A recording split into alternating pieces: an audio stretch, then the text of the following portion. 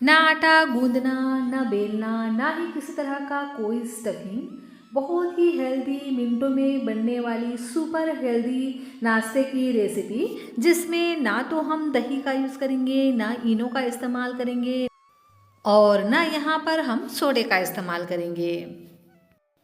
कम खर्च में बहुत ही हेल्दी सुपर टेस्टी नाश्ते की रेसिपी आज हम बना करके तैयार करेंगे, जिसमें ना तो हम सूजी का इस्तेमाल करेंगे, ना इसमें हम आटे इस्तेमाल करेंगे और ना ही मैदा का इस्तेमाल करने वाले हैं। मिनटों में इस रेसिपी को हम बना करके तैयार करेंगे, जिसके लिए आपको ना तो किसी भी चीज़ को घंटों तक भिगाने की ज़रूरत है, ना ही इसके लिए आपको बहुत ज़्यादा ऑयल भी गर्म करने की ज़रूरत नहीं है। फिर भी यह रेसिपी बहुत ही ज़्यादा हेल्दी, टेस्टी और मज़ेदार बनने वाला है।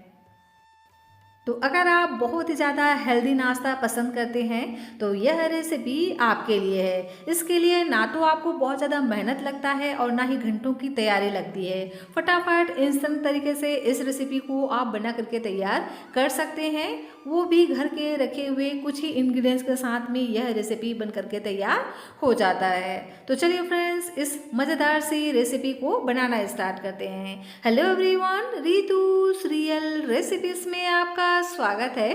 फ्रेंड्स, आज मैं आपके साथ एक बहुत ही हेल्दी सी रेसिपी शेयर करूंगी, जिसका टेस्ट भी आपको बहुत ज़्यादा पसंद आएगा। तो रेसिपी अगर आपको पसंद आए तो प्लीज़ आप वीडियो को लाइक, चैनल को सब्सक्राइब ज़रूर से कर लीजिएगा और इस रेसिपी को अपने फ्रेंड्स और फैमिली के साथ शेयर भी ज़रूर से कीजिएगा। और यह रेसिपी आप कहाँ से बैठकर देख रहे हैं, प्लीज़ कमेंट कर आप मुझे यह भी ज़रूर से बताइएगा। मुझे यह जानकर बहुत ही ज़्यादा खुशी होती है कि मेरी रेसिपी को लोग कहाँ कहाँ से देख रहे हैं। तो इस रेसिपी को हम पोहा और बेसन से बना करके तैयार करेंगे। जी हाँ फ्रेंड्स, हर घर में पोहा और बेसन तो होता ही है। पोहा और बेसन जब अलग अलग होते हैं ना तो बहुत ही साधारण होते हैं, लेकिन जब एक साथ मिल जाते हैं ना तो बहुत ही बढ़िया से यूनिक से नाश्ता बन करके तैयार होते हैं, जो कम मेहनत में भी ढेर सारा नाश्ता बन करके तैयार होते हैं। क्योंकि पोहा फूलने के बाद ना अपनी क्वांटिटी से 2 गुना बढ़ जाता है। तो सबसे पहले करना क्या है, आधा कटोरी यहाँ पर मैंने लिया है बेसन। तो बेसन को हम डाल देंगे एक बड़े से मिक्सिंग बाउल में और इसमें हम डालेंगे पानी। तो आधा कटोरी ही हमें यहाँ पर पानी का यूज़ करना है। मेज़रमेंट का आप खास ख्याल रखिएगा इस रेसिपी के लिए। तो पानी को एक साथ बिल्कुल भी नहीं डालना है, थोड़ा थोड़ा करके हम पानी डालेंगे और इस तरह से पहले लम्स फ्री एक गाढ़ा सा घोल तैयार करेंगे। तो पानी आपको उतना लेना है जितना आपने पोहा लिया है। तो आधा कटोरी हमने यहाँ पर पोहे का इस्तेमाल किया है और उतना ही हमने यहाँ पर बेसन का इस्तेमाल करना है। और जितना हमने पोहा और बेसन लिया है उतना ही हम पानी का यूज़ करेंगे। तो पहले हम एक गाढ़ा सा घोल तैयार करेंगे लम्स फ्री। उसके बाद बचे हुए पानी को ऐड करेंगे और इस तरह से एक पतला सा घोल तैयार कर लेंगे। तो इस घोल में अभी हम कुछ भी ऐड नहीं करेंगे, सिंपल इसी तरह से इस घोल को हम तैयार कर लेंगे पतला सा। तो अभी हम इसको साइड में रखेंगे और कर लेते हैं एक और तैयारी। तो यहाँ मैंने लिया है आधा कटोरी पोहा। पोहा को अच्छे से पहले छान लीजिएगा एक स्ट्रेनर की सहायता से, जिससे जो भी डस्ट वगैरह हो वह निकल जाए। उसके बाद इसे हम डाल देंगे एक ग्राइंडर में और इसको हम बढ़िया से ग्राइंड कर लेंगे। तो देख सकते हैं मैंने इसको पहले ही छान करके तैयार कर लिया था और ग्राइंडर में डालकर इस तरह से हम इसको ग्राइंड कर लेंगे। तो पोहा को आप जितना भी ग्राइंड करो यह पाउडर की तरह नहीं होता है, हल्का सा यह दरदरा टेक्सचर में तैयार होता है। जिस तरह से सूजी रहता है ना, उसी तरह से इसका सेम टेक्सचर आता है। तो इस ग्राइंड किए हुए पोहे को हम डाल देंगे बेसन के घोल में और इसको हम बढ़िया से मिक्स कर लेंगे। तो जैसे ही बेसन के घोल में हम पोहे को ऐड करेंगे ना, पोहा तुरंत ही सारा बेसन को अपने अंदर एब्जर्व कर लेता है और तुरंत ही यह गाढ़ा होना स्टार्ट कर देता है।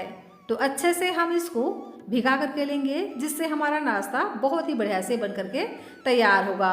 तो अभी हम इसको इसी तरह से कवर कर कर 5 से 7 मिनट के लिए साइड में रख देते हैं, ताकि पोहा बढ़िया से फूल सके। तब तक कर लेते हैं एक मज़ेदार से मसाले की तैयारी। तो इसके लिए मैंने दोबारा से वही ग्राइंडर लिया है और इसमें हम डाल देंगे मटर। तो यहाँ मैंने ताज़ा हरा मटर लिया है और एक कच्ची मटर है, देख सकते हैं। ये ऑप्शनल है, वैसे आप चाहें तो इसे डालें, नहीं तो आप इसे स्किप भी कर सकते हैं। और इसी के साथ ही में डाल देते हैं ताज़ा हरा धनिया। तो इसका इस्तेमाल थोड़ा सा ज़्यादा कीजिएगा, इससे ना बहुत ही बढ़िया सा इसमें फ्लेवर आएगा और साथ इसका लुक भी बहुत ही बढ़िया आता है। तीखेपन के लिए डाल देंगे हरी मिर्च। तो आपको जितना तीखा खाना पसंद हो उस हिसाब से यहाँ पर आप ऐड कीजिए हरी मिर्च की क्वांटिटी को। और इसी के साथ ही में ऐड कर देते हैं पीनट। तो मैंने यहाँ पर लगभग 15 से 20 पीनट लिए हैं और ये भुनी हुई मूंगफली नहीं है, देख सकते हैं। इसी तरह से हम इसको ऐड कर देंगे और 1 चम्मच डाल देते हैं साबुत धनिया। इससे ना बहुत ही बढ़िया फ्लेवर आएगा, तो आप इसे ज़रूर से डालना। और पानी वगैरह बिल्कुल भी डालने की ज़रूरत नहीं है। इसी तरह से इसको हम ग्राइंड कर लेंगे, देख सकते हैं। इस तरह से इसको हमें दरदरा ही तैयार करना है। इसी से ही इस नाश्ते का जो टेस्ट है ना बहुत ही बढ़िया आता है। तो इसको अभी हम इसी तरह से साइड में रख देते हैं और कर लेते हैं एक और तैयारी। तो यहाँ पर मैंने लिया है आलू। तो ये उबला हुआ आलू है, देख सकते हैं। यहाँ पर आप चाहें तो कच्चे आलू का भी इस्तेमाल कर सकते हैं, लेकिन अगर आप कच्चे आलू का इस्तेमाल कर रहे हैं ना तो आलू को आप ग्राइंड कर लीजिएगा, जिससे इस नाश्ते में बहुत ही बढ़िया से बाइंडिंग आएगी। तो मैंने यहाँ पर उबले हुए आलू का इस्तेमाल किया है, देख सकते हैं। तो आलू को हम इस तरह से ग्रेटर से ग्रेट कर लेंगे। आप चाहें तो इसे हाथों से मैश करके भी ले सकते हैं, पोटैटो मैशर से भी मैश कर सकते हैं, जैसा आपको सुविधा लगे उस तरह से कर लीजिएगा। इस तरह से लेकिन अगर आप ग्रेट कर लेते हैं ना तो बिल्कुल भी मेहनत नहीं लगती है, कम मेहनत में बहुत ही आसानी से ग्रेट हो जाती है और बिल्कुल भी इसमें बड़े चंक्स नहीं रहते हैं। तो देख सकते हैं आलू को मैंने बढ़िया से ग्रेट कर लिया है। अब हम इसमें ऐड करेंगे कुछ मसाले। तो बहुत ही सिंपल से मसालों का यहाँ पर हम यूज़ करेंगे। इस रेसिपी को हम बहुत ज़्यादा मसालेदार नहीं बनाएंगे, क्योंकि इसे हम बहुत ही हेल्दी तरीके से बनाने वाले हैं, जिसके लिए आपको बहुत ज़्यादा ऑयल भी गर्म करने की ज़रूरत नहीं है। तो पूरी वीडियो को लास्ट तक ज़रूर से देखिएगा। तो चलिए ऐड करते हैं कुछ मसाले। तो 1 इंच अदरक को मैंने यहाँ पर ग्रेट करके ऐड किया है। आप चाहें तो यहाँ पर अदरक और लहसुन का पेस्ट भी ऐड कर सकते हैं। इसी के साथ ही में ऐड करेंगे तीखेपन के लिए हरी मिर्च। तो बारीक बारीक कट करके यहाँ पर मैंने हरी मिर्च का इस्तेमाल किया है। साथ में ऐड करेंगे 1 छोटी चम्मच वाइट वाला तिल। साथ में ऐड करेंगे जीरा, चटपटा टेस्ट के लिए चाट मसाला, और इसी के साथ ही में ऐड करेंगे नमक स्वाद के अनुसार, और कलर के लिए बस थोड़ा सा यहाँ पर हम हल्दी का पाउडर ऐड करेंगे। फ्रेंड्स, अगर आप चाहें तो यहाँ पर चाट मसाला की जगह पे अमचूर पाउडर का भी इस्तेमाल कर सकते हैं। और यहाँ पर आप तिल भी ज़रूर से ऐड कीजिएगा, तिल से भी बहुत ही बढ़िया से इसमें क्रंच आता है और नाश्ते का जो लुक है ना यह भी बहुत ही बढ़िया आता है। तो अगर आपके पास वाइट वाला तिल नहीं है तो यहाँ पर आप ब्राउन तिल का इस्तेमाल कर लीजिएगा, लेकिन डालिएगा ज़रूर, बहुत ही बढ़िया से इसमें टेस्ट आएगा। तो इन मसालों को हम बढ़िया से इस तरह से मिक्स कर लेंगे और नाश्ता हमारा अंदर से सॉफ्ट बने और ऊपर से हल्का सा क्रिस्पी। तो इसके लिए यहाँ पर हम कुछ और भी चीज़ें ऐड करेंगे। अभी फ़िलहाल यहाँ पर ऐड कर देते हैं कुछ सब्जियाँ। तो बहुत ज़्यादा यहाँ सब्जियाँ भी ऐड करने की ज़रूरत नहीं है, बस घर में रखे हुए कुछ ही इंग्रेडिएंट्स के साथ में इस रेसिपी को आप बना सकते हैं। तो मैंने यहाँ पर एक मीडियम साइज़ के प्याज लिए हैं, जिसको इस तरह से बारीक बारीक कट कर लिया है। और इसी के साथ ही में इसे और भी ज़्यादा चटपटा बनाने के लिए एक मीडियम साइज़ के टमाटर लिए हैं। टमाटर को भी इस तरह से हम बारीक बारीक कट करके ले लेंगे।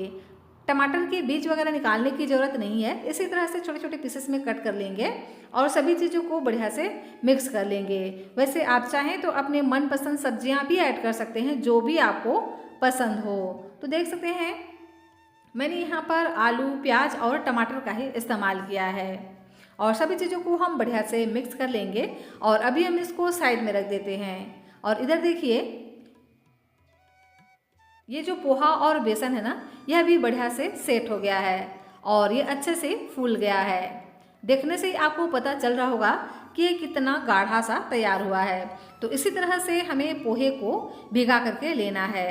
देख सकते हैं ना इसका टेक्सचर कि कितना यह गाढ़ा सा तैयार हुआ है। तो इसी तरह से इसको हम तैयार करेंगे।